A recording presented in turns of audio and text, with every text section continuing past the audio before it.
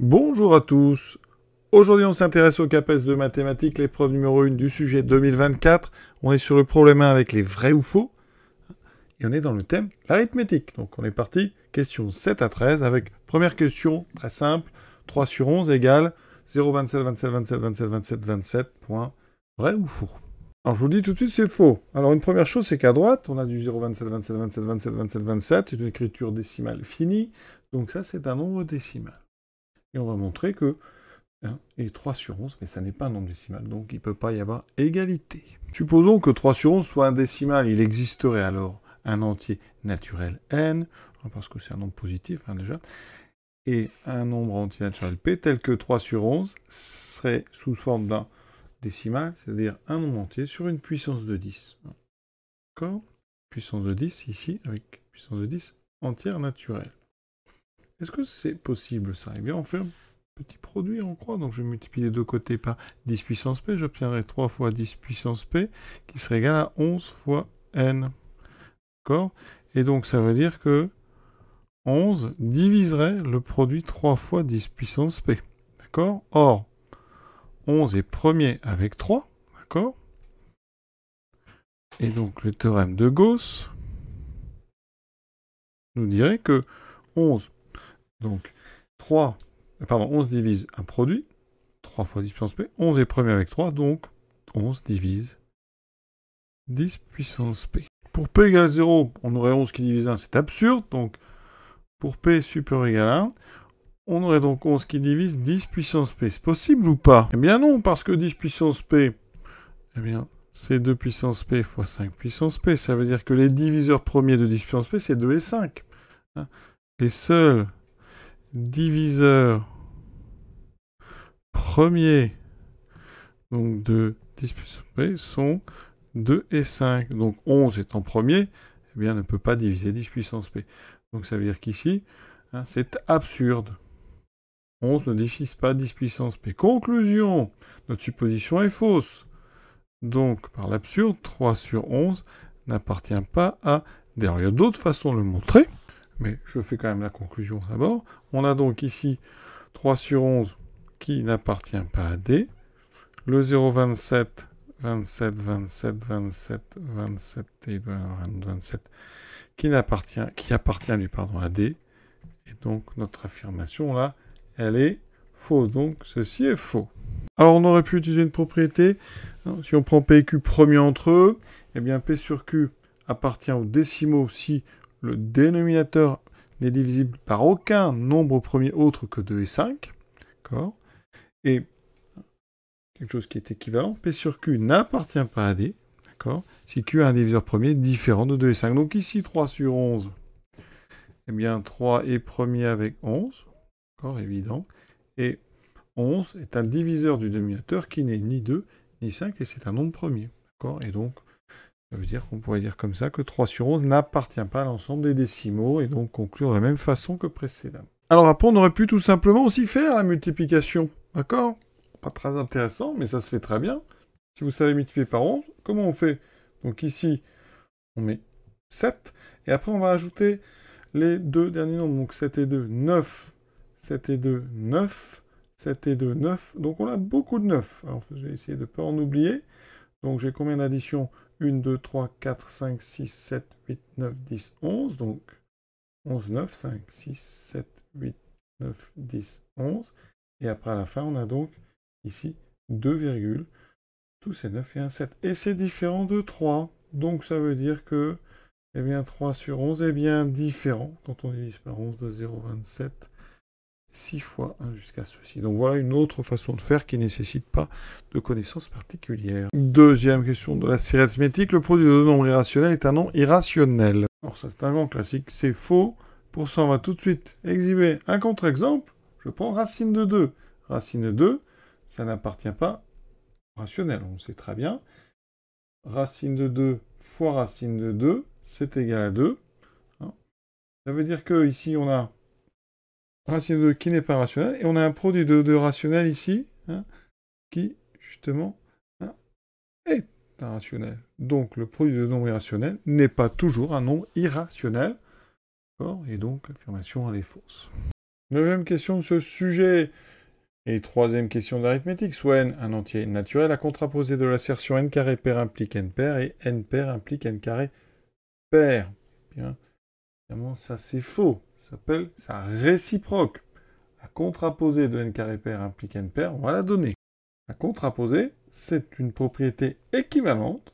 D'accord, ici, non B implique non A. Une ici, assertion et sa contraposée sont vraies en même temps ou fausses en même temps. D'accord? Par contre, on pourrait parler de sa réciproque, qui est B implique A. Donc ici, n carré pair implique n pair, eh bien, ça voudrait dire que la contraposée serait, donc je vais écrire un contraposé qui n'est pas d'ambiguïté, ça serait n non pair, d'accord? Donc, on pourrait écrire par exemple n impair, implique n carré impair. Et donc, ça n'est pas du tout la même chose que ceci. Encore donc, une assertion qui est fausse. Question 10, très très simple, même trop simple. Si la somme des chiffres en base 10 d'un entier naturel est divisible par 3, alors cet entier est divisible par 9. Eh bien, c'est tout à fait faux. Et un exemple immédiat, c'est le nombre 3. 3. Donc la somme des chiffres vaut 3. Faut avec 3, la somme des chiffres, il n'y a qu'un chiffre, et elle vaut 3. Et 3 n'est pas divisible par 9. Et 9, donc, ne divise pas 3. Alors, si ça vous embête, parce que la somme, il n'y a qu'un seul chiffre, vous pouvez essayer 33. D'accord? 33, la somme des chiffres fait donc 6. D'accord? 3, donc ici, divise bien 6. Donc la somme est divisible par 6. Et pourtant, 9 ne divise pas 33. D'accord? Donc on a bien ici un nombre dont la somme des chiffres est divisible par 3 et dont l'entier lui-même, 33, n'est pas divisible par 9. Donc, évidemment, c'est faux, je le répète. On prend A et B deux entiers naturels, n un entier naturel non nul. Si 2A est congru à 2B modulo n, alors A est congru à B modulo n. C'est faux. Et on va tout de suite donner un contre-exemple. Prenons, par exemple, 2 fois 4. C'est congru à 2 fois 8 modulo, par exemple, 4. D'accord? Modulo 8, on va faire, c'est encore mieux. Ça marchera bien. Les deux sont nuls. Et pourtant, 4 n'est pas congru à 8 modulo 8. Et encore plus simple, 2 fois 1 est congru à 2 fois 2 modulo 2. D'accord? Les deux valent 0. Et pourtant, 1 n'est pas congru à 2 modulo 2, puisque 2 est congru à 0 et que 0 n'est pas congru à 1. Donc vraiment, encore une fois, une question là, vraiment trop simple. Question 12. Pour un entier naturel non nul, la somme des n premiers nombres impairs est égale au carré de 2n plus 1. Alors ça aussi, c'est faux. Par exemple, je prends 1 plus 3 plus 5. Ça, c'est donc les 3 premiers nombres impairs. Donc, je prends n égale 3. La somme, oui, fait 9. Fait en fait n carré. 3 au carré. Et si je regarde 2n plus 1, 2n plus 1, ça fait 2 fois 3 plus 1, ça fait 7. Et vous voyez que ça, 9, c'est différent du carré de 7. D'accord? C'est donc différent de 7 au carré. Donc déjà, la phrase ne marche pas pour n égale 3, puisque la somme fait 9 et ne fait pas le carré de 7. Alors, quelle est la vraie somme? Comment on pourrait calculer cette somme? Et regardez, la somme des n premiers nombres impairs. Donc je vais partir sur une écriture en 2k plus 1. D'accord? Donc k doit varier de 0 jusqu'à... Alors je dois avoir seulement donc n premiers nombres. Je pars de 0, donc je vais aller jusqu'à n moins 1. J'aurai donc ici 1 plus 3, etc. jusque... Et j'en écris n. Alors cette somme, comment on la calcule? C'est tout bête, on va séparer en deux. La somme donc de k égale 0 à n moins 1 des 2k, plus la somme de k égale 0 à n moins 1 des 1. Donc ces sommes, ici on peut sortir le 2. Ici je trouve deux fois la somme des entiers de 0 à n moins 1. Et ici la somme donc de 1 donc c'est des constantes, hein, et des 1, j'en ai écrit n. Il y a n termes tous égaux à 1, donc là j'ai plus n ici. Cette somme, on la connaît. C'est donc la somme des entiers de 1 jusqu'à n-1. D'accord? Ça fait donc n-1 fois n sur 2 plus n. On simplifie par 2. Il me reste n carré moins n plus n. Il me reste n carré. Donc la somme des n premiers nombres impairs est égale à n carré. Donc l'affirmation 12, elle est fausse.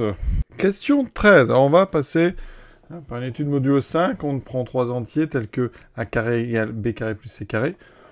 Est-ce que l'un au moins des 3 nombres ABC est multiple de 5? Eh bien je vous dis c'est vrai. Et pour ça on va passer modulo 5. D'accord? Alors modulo 5, qu'est-ce qu'on peut dire?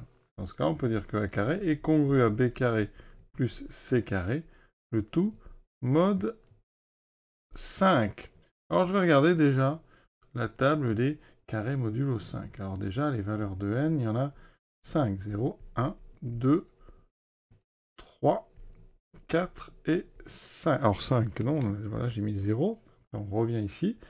Donc, c'est la table des carrés, donc mode 5, donc n carré, 0. 1 au carré fait 1, 2 au carré fait 4. Donc on va mettre moins 1. 3 au carré fait 9 qui donne moins 1. 4 au carré fait 16 qui donne 1. Donc, ça veut dire qu'on a 3 possibilités quand on met au carré modulo 5, 0, 1 ou moins 1. Maintenant, on va regarder une table avec des carrés, des sommes de 2 carrés modulo 5. Donc, pour faire ça, on fait ceci. Je vais mettre ici b carré et ici c carré. J'ai 3 possibilités, 0, 1, moins 1. Et donc, pour b carré, c'est pareil, 0, 1, moins 1. Donc, je vais regarder à chaque fois, toujours, donc c'est modulo en mode 5. Donc, 0 plus 0, ça fera 0. 1, 0, moins 1, 1, 1 et 1, 2. Ici, 1, moins 1, 0, moins 1, 0, moins 2. Donc là, on peut avoir 0, 1, 2, moins 2. Donc maintenant, on est parti. Premier cas. Si A est congru à 0, modulo 5. Autrement dit, ben alors c'est fini. A est multiple de 5. Multiple de 5, c'est ceux qui sont égaux à 0, qui sont congrus à 0, modulo 5. Donc A serait multiple de 5. On a traité deuxième cas, donc. Si A n'est pas congru à 0, modulo 5. Autrement dit, A n'est pas un multiple de 5. Dans ce cas-là, ça veut dire que la somme, donc ça veut dire que b carré plus c carré est donc différent de 0 modulo 5. Donc on regarde. Ça veut dire qu'ici, qu'est-ce qu'on a? On a donc b carré plus c carré qui n'est pas égal à 0 modulo 5, n'est pas congru. D'accord? Ensuite, on a a carré qui appartient au modulo 5. Alors, a carré soit vaut donc 1, ou soit vaut moins 1. D'accord? Puisque a carré ne fait pas 0. On a vu que ici a carré, et carré prennent seulement 3. Alors, donc a carré vaut 1, ou a carré vaut moins 1. Donc ça veut dire que la somme b carré plus c carré, elle vaut modulo, enfin 1 modulo 5, ou b carré plus c carré, elle vaut donc moins 1 modulo 5. Donc on regarde dans notre tableau toutes les possibilités. Il y en a combien? Il y en a ces 4 possibilités-là. D'accord? Donc, on a 4 possibilités. Ça veut dire que, si je prends les deux premières ici, ben b carré est donc égal à 0 pour les deux premières, ou, pour les deux autres, c carré est congru, hein, c'est pas égal à 0, c'est congru à 0 modulo 5, ou c carré vaut 0 modulo 5. Et ça, d'après le tableau, d carré modulo 5, donc, eh bien, b est congru à 0 modulo 5, ou c est congru à 0 modulo 5. Donc l'un des deux est multiple de 5. Donc soit A est multiple de 5 et c'est réglé. Si A n'est pas multiple de 5, mais forcément c'est l'un des deux autres qui sera multiple de 5. Et on a terminé cette question. Et donc là, 13, c'était pour une fois vrai. Il n'y a pas beaucoup de vrai, donc autant en profiter. Et donc vous voyez, on a utilisé une table des carrés modulo 5 et une table des sommes modulo 5. Et on a mis ça tous ensemble. C'est de l'arithmétique modulaire, hein, donc programme de terminal Math Expert. Voilà. Donc on a fini avec ces questions d'arithmétique. Je vous souhaite une bonne fin de journée à tous et à bientôt.